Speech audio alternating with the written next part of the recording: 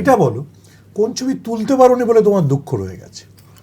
এটা একটু হলেও তোমার কাছে চান্স ছিল, তুমি অন্য কোনো দিকে চলে গিয়েছো বা কেউ তোমার ধাক্কা মেরে ফেলে দিয়েছে।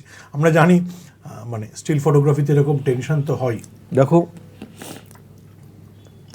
আমি বারবার বলছি, এই ছবি আবার ঘুরে আসছি যে মমতা বন্দ্যোপাধ্যায় মার খাওয়ার ছবিটা তুলতে পারিনি বলে আমার জীবনে একটা আমার খুব বড় দুঃখ আছে। খুব দুঃখ আছে।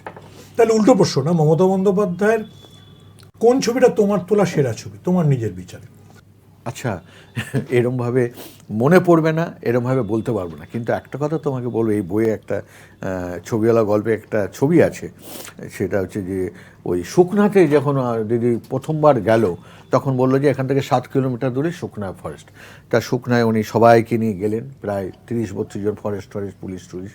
তো ওখানে দিদি একেবারে কেমন একটা যেন 17-18 বছরের মেয়ের মতো হয়ে গেল, সবাইকে জল ছেটাচ্ছে, পাথরে করছে, এটা করছে, ওটা করছে, আর আমাকে বারবার থাকে বলছে, হ্যাঁ এসব ছবি তুলবি না, একদম তুলবি না। আমার খুব জানতে ইচ্ছে করে, তারপরে এই তোরা একটু চুপ করতো, এই বই সেই ছবিটা আছে, এই ছবিটা ছাপা হয়নি। উনি অনেকটা হেঁটে গিয়ে একটা পাথরের উপরে একদম এইরকমভাবে দাঁড়িয়ে আছেন, প্রায় 3 মিনিট দাঁড়িয়েছিলেন।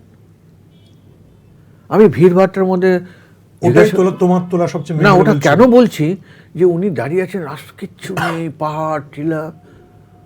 আমার খুব জানতে ইচ্ছে করে কি ভাবছিলেন। সেটা জিজ্ঞেস করেছো কখন? না, জিজ্ঞাসা করিনি। জিজ্ঞাসা করিনি কেন, যে ওটা ওনার কাছে না, ব্যাপার হচ্ছে যে উনি তো খুব মানে নানা রকম ব্যাপারে থাকে, উনি ওটা মনেও করতে পারবে না, তখন ছবিটা দেখতে যাবে, এই দেখতে যাবে। কিন্তু উনি যখন খুব খুব রিল্যাক্স থাকবে, আমার খুব আর কি, আমি এই জায়গায় শেষ করেছি বইটাতে, যে আমার জানতে ইচ্ছে করবে যে তুমি তখন কী ভাবছিলে বলো তো, ওই 3 মিনিট সারাক্ষণ তো তুমি এত কিছু ভাবতে, এত